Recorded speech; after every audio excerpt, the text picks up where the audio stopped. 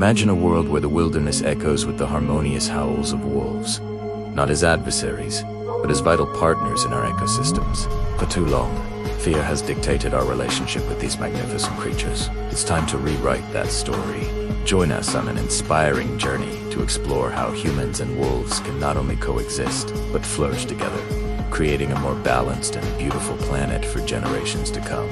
For centuries, the wolf has been cast as the villain in our stories, symbol of danger lurking in the shadows. From fairy tales to folklore, these cultural narratives have painted a picture of a fearsome beast, shaping a deep-seated animosity that has pushed them to the brink.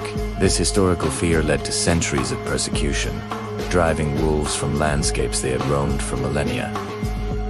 But what if these stories got it wrong? The narrative began to shift dramatically in the late 20th century. A critical turning point came with landmark reintroduction efforts, like the famous return of wolves to Yellowstone National Park in 1995. Scientists watched, holding their breath, as a handful of individuals were released back into their ancestral home. The results were nothing short of astonishing. The ecological impacts were profound and far-reaching, in what's now known as a trophic cascade. The reintroduction didn't just bring back wolves, it brought back the entire ecosystem. So, let's dispel some myths. The big bad wolf is largely a work of fiction. In reality, wolves are incredibly intelligent, social animals with complex family structures, not unlike our own.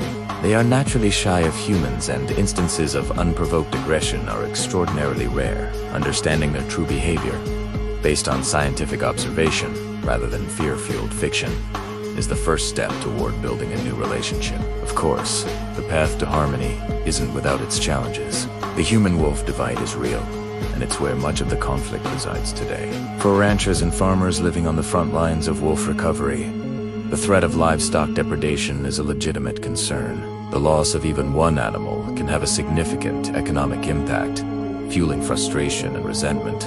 It's a classic clash between conservation goals and rural livelihoods.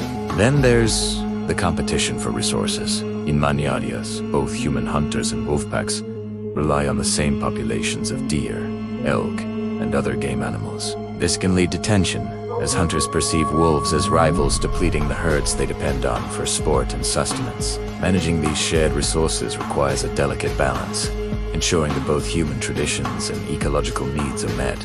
Perhaps the biggest hurdle is bridging the gap between public perception and scientific data.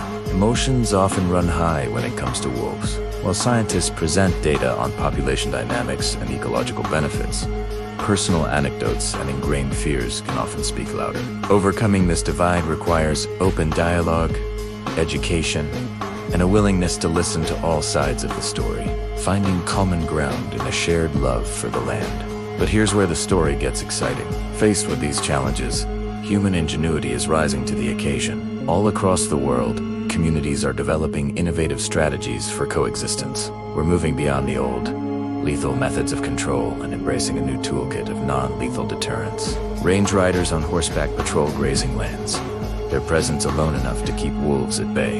Ancient breeds of livestock guardian dogs, like the Great Pyrenees and Anatolian Shepherd, are proving to be incredibly effective protectors, bonding with their flocks and bravely warding off predators. We're also seeing low-tech, high-impact solutions like Flattery Simple, lines of flags that flap in the wind, creating a psychological barrier that wolves are hesitant to cross. And on the high-tech end, specialized fencing with alarms and motion sensors is being tested. These methods are proving that it's possible to protect livestock without harming wolves, turning a zero-sum game into a win-win scenario. Beyond just preventing conflict, we're building systems that support coexistence from the ground up. Compensation programs are becoming more common, providing financial relief to ranchers who do lose livestock to predators. This acknowledges their role in stewarding landscapes that support wildlife and turns them from adversaries into partners.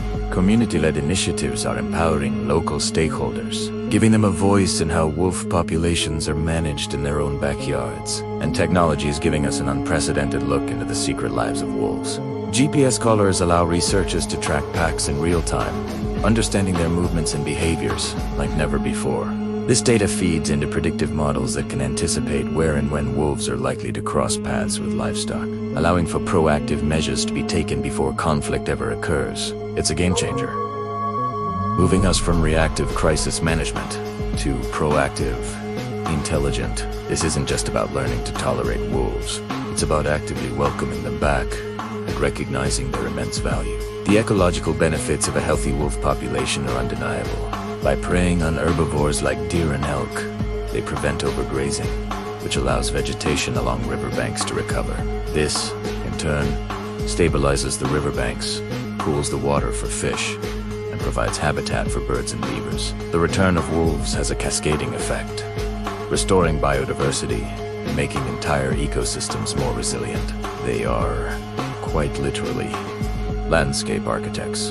This renewed wilderness is also creating new opportunities. Wolf-watching ecotourism is a growing industry, bringing economic benefits to rural communities that once saw wolves only as a liability. Educational initiatives are fostering a new generation of conservationists, armed with knowledge and a deep appreciation for these apex predators. We are learning to redefine wilderness itself not as a place separate from humans, but as an integrated landscape where wildlife and human communities can thrive. So, where do we go from here? Forging this shared future requires a commitment from all of us. On a larger scale, it means advocating for policy shifts and adaptable management plans. Wolf populations are dynamic, and our strategies must be flexible enough to change with them. There's no one-size-fits-all solution. What works in the Rockies might not work in Europe. We need frameworks that are guided by science, but responsive to local needs. Ultimately, there is an ethical imperative at the heart of this issue. As the planet's dominant species, we have a responsibility to make space for others, especially for apex predators who play such a crucial role in maintaining the health of our world.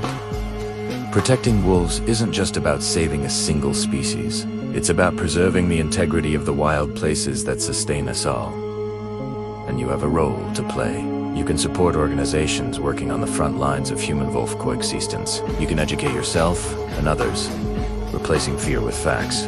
You can advocate for science-based wildlife management in your community. By choosing to be a voice for coexistence, you are helping to write the next chapter in this ancient story, one of harmony, respect, and a shared future. Thank you so much for joining us on this journey. If you found this story inspiring, please give this video a like and subscribe to our channel for more content that explores the incredible connections within our natural world. We'll see you next time.